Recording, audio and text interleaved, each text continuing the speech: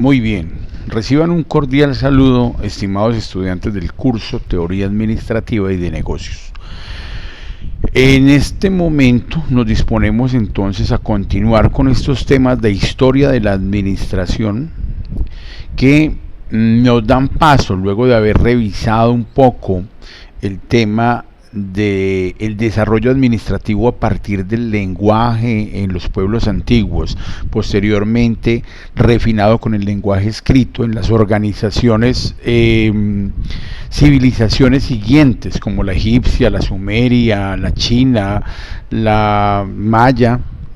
Podemos ver entonces que se va refinando cada vez a través del lenguaje el mandato administrativo, lo que es la palabra y la autoridad de la administración para regular las relaciones humanas, para regular el logro de objetivos comunes. Recuerden ante todo que la administración es esa disciplina, esa ciencia donde se encuentra el arte, donde se encuentra también los logros científicos, los logros psicológicos, la evolución del concepto social, puestos a disposición del logro de objetivos comunes. Cuando nosotros analizamos ese logro de objetivos sociales comunes, bien sea de tipo público o privado, estamos entrando en el mundo de la administración. Entonces, el día de hoy vamos a revisar esta línea de tiempo a través de la cual nos vamos a mover en el siglo XX, que cubre de 1900 a 1999. Entonces, en esa medida, arrancaremos con unos autores que son Frederick Taylor, Henry Fayol, Lillian Gilbert y Mary Parker Follett. Estas personas son influidas en buena medida por autores de siglos pasados o del mismo siglo anterior, siglo XIX, que son aquí Max Weber, el padre de la sociología, un hombre que estudió mucho a los egipcios, los modelos de autoridad de los ejércitos y los modelos de autoridad de otras civilizaciones, para poder emitir conceptos sobre la construcción del modelo organizacional y de la sociología organizacional. Tenemos a señores como Robert Owens, que también en ese siglo XIX evolucionaron el concepto de el cooperativismo, cómo los seres humanos deberíamos cooperar y organizarnos mediante cooperativas para producir. Recuerden que estamos en ese siglo XIX desarrollando o asimilando como sociedad la revolución industrial. Todo comienza por unas maquinitas por allá en el siglo XVI, siglo XV, que ayudaban para extraer el agua de las minas de carbón a partir del vapor, y luego esa máquina va evolucionando y en 1801 ya le ponemos rieles a esa máquina y se desarrolla, digámoslo así, la primera locomotora. Eso da origen a unas aplicaciones adicionales que también venían evolucionando, de los telares, aplicación del vapor para mover telares, y ese vapor es el protagonista. Esas máquinas a vapor son las protagonistas del siglo XIX, y estos señores están viendo y conceptualizando teóricamente qué es lo que pasa. El señor Karl Marx también escribe acerca de lo que está sucediendo con los capitales que migran a convertirse pues como en capitales de producción y que dan origen pues a acumulaciones de la plusvalía y la rentabilidad. Anterior a ellos hay un hombre del cual quiero hablar y considero que es necesario hacerlo. Se llama Adam Smith, siglo XVIII, 1700 es este hombre, y este hombre aporta unas contribuciones interesantes en lo que es la división del trabajo. Adicionalmente escribe sobre la teoría de los sentimientos humanos, que tiene que ver también mucho el tema del capitalismo allí, porque él habla del egoísmo. El libro se llama Teoría de los Sentimientos Morales, creo que es, vamos a buscarlo, es parte de lo que podemos investigar.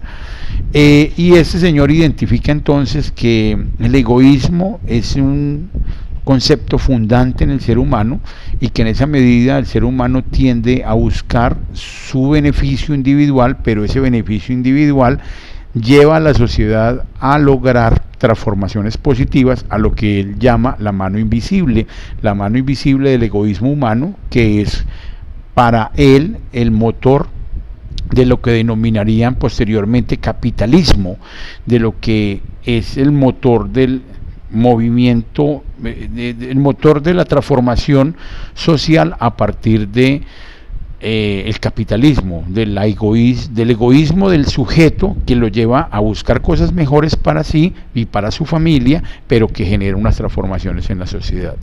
Entonces, ahora arranquemos con estos 4 personajes que son los que inician la teoría administrativa en este siglo XX. El señor Frederick Taylor es un aportante en los temas de mejora de las condiciones laborales o de producción, ¿cierto? Él se preocupa por el trabajador, considera que el trabajador puede dar mucho mejor rendimiento en unos contextos regulados de mejora de las condiciones del trabajo y de la asignación del trabajo que se le hace, de la medición de su capacidad, de la medición de su ergonomía, y en esa medida produce un libro que se llama La Administración Científica. Ese libro es el fundamento. Estoy tomando tintico, qué pena con ustedes, pues acá, eso fue lo que sonó en el micrófono.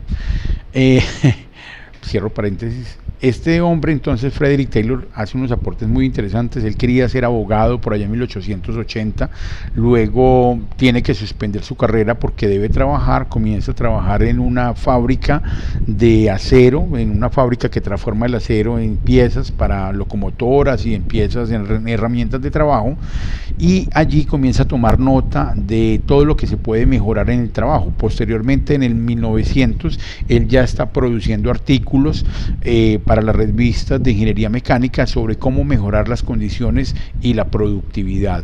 Este señor habla de unos principios fundamentales de esa administración científica, y eso lo hace muy importante, muy relevante con su aporte escrito a la administración. Mary Parker es una mujer trabajadora social que también está desde 1880 más o menos haciendo aportes sobre lo que es la resolución de conflictos y la participación democrática del trabajador en la organización, la participación de ese trabajador con su concepto en las decisiones que toma el supervisor, el director o el capataz. Entonces esta mujer hace aportes bien interesantes, también deja algunos escritos acerca de lo que es esa defensa del trabajador y esas buenas condiciones desde la gestión, desde la administración para los trabajadores. Está también el señor Henry Fayol, que es un ingeniero de minas francés, que produce un libro en 1914, más o menos, 13, 14, con el inicio de la Primera Guerra Mundial. Este libro tiene que ver con los fundamentos de la administración, y esos fundamentos de la administración y el proceso científico son aportes muy importantes también, junto con los aportes de Lillian Gilbert, Mary Parker y Frederick Taylor, para consolidar la administración como una disciplina que se deriva de las ciencias sociales, porque Mary Parker es trabajadora social, Lillian Gilbert es psicóloga.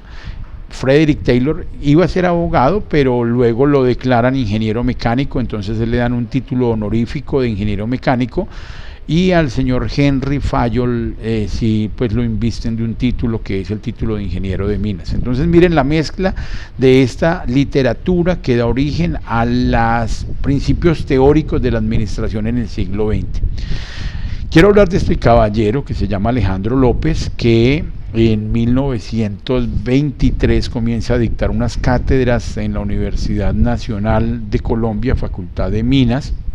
En esa época no era la Universidad Nacional, era la Facultad de Minas. Y este hombre dicta una cátedra que se denomina Economía Industrial. Economía industrial es una de las primeras cátedras de las que se tiene reporte en Colombia de la enseñanza de la administración. Este señor era ingeniero civil, pero es una historia bien interesante y él se relaciona con el túnel de la quiebra. Es porque este ingeniero civil, cuando era estudiante en 1899, presentó su tesis de grado, que era cómo pasar el morro de la quiebra, que era un tajo, era un tramo de la vía entre Medellín y Puerto Berrío, donde no había podido pasar el ferrocarril. El señor Cisneros, que hizo el ferrocarril, lo había dejado en ese tramo incompleto porque ese tramo no se había podido superar. La gente venía de Europa, llegaba a Cartagena, Barranquilla, por estos lares, entraba pues al río Magdalena, y en el río Magdalena tomaban camino hacia Puerto Berrío. En Puerto Berrío descargaban los pianos, los juegos de sala, las porcelanas, las fuentes, todo lo que traían las personas de Europa, y descargaban allí, se venían en un tren, pasaban por Puerto Berrío. Luego hay un municipio que se llama, al pie de San José del Nus, se me acaba de olvidar, Caracolí. Luego de Caracolí llegaban a a Cisneros, y en Cisneros tenían que llegar a un punto que se denominaba El Limón, bajar toda la mercancía, montarla en mulas, esperar a que las mulas duraran un día a 2 días atravesando el cerro de la quiebra, y luego volvían aquí y montaban esto en una locomotora para que llegase a Medellín. Luego de ahí llegaban a Girardota, tengo entendido, Barbosa, Girardota, Copacabana y ya Bello, Medellín. Esa era la ruta que hacían, y este señor propuso este túnel, y posteriormente pues resultó siendo profesor. Fue a Europa, leyó algunos textos de estos señores. Él fue a Europa cerca de 1909, pero hay algo particular: él propuso la creación de este túnel en 1899 y no lo dejaron graduar, que porque como estudiante pues y como ingeniero, esa tesis que él había propuesto de hacer un túnel de 3,5 kilómetros era ridícula, porque en esa época un túnel de esa magnitud pues no era concebible, era un trabajo demasiado laborioso, y le dijeron que era una propuesta ridícula. Y precisamente en el año que se iba a graduar se abre la guerra de los 1000 días acá, la guerra nuestra. Nosotros en Colombia estábamos en ese momento, como siempre andamos chispoteados en guerra, en ese momento habían problemas en Santander, habían problemas en Antioquia, habían problemas, disturbios en Boyacá, disturbios en Pasto y disturbios en el área del Caquetá. Tanto disturbio hizo que se generara también un conflicto con Perú. Perú aprovechó y hizo una arremetida, y se nos generó una guerra allí. Se nos concentró nuestra fuerza pública, o lo que había en ese momento de fuerza pública, hacia esos problemas. Se generó pues una división territorial distinta, perdimos unas grandes cantidades de hectáreas en el Amazonas con Perú y Ecuador en medio de esa trifulca, en medio de ese problema, la que llaman guerra de los 1000 días, porque duró más o menos 3 años, y seguimos con las guerras internas. O sea, parte de los problemas de Colombia es que nunca hemos dejado de estar en guerra, siempre mantenemos en unos conflictos muy extraños, y ese conflicto afectó la graduación de este joven, porque luego le tocó llegar nuevamente a la universidad, pero ya la universidad, la Escuela de Minas, no abrió sus puertas. Entonces le tocó graduarse en la Universidad de Antioquia y le dieron el título de ingeniero civil en 1903. 1902 o 1903 le dieron el título de ingeniero civil. Él salió para Europa en 1904 a 9, creo que estuvo en Europa, y ya luego regresa a Colombia, luego vuelve a Europa a hacer como papeles diplomáticos, y en el 23 ya estaba de nuevo en Colombia, dictando una cátedra en la Facultad de Minas. Lo interesante es que este túnel lo inician en 1926 y lo construye una empresa canadiense, al parecer. Él, pues que fue el diseñador, pide el favor de que cuando él muera sus restos los entierren al lado del túnel porque fue su concepción y precisamente allá están los restos de este hombre Alejandro. Bueno, es un paréntesis que quería hacer porque me parece muy interesante ver que en ese fundamento del siglo XX están no solamente estos productores extranjeros de literatura alrededor de la administración, sino que hay un colombiano y es un antioqueño el que está hablando de administración también y está escribiendo en la biblioteca del Banco de la República. Hay unos textos interesantes de las contribuciones que hace Alejandro López a la literatura de la administración en Colombia. Entonces era una etapa muy importante que había que comentar. Es importante también comentar aquí a este hombre que se llama Henry Ford, que durante la última década del siglo XIX, 1880, 90 y el año 1900, y luego posteriormente a eso, estuvo desarrollando las líneas de producción.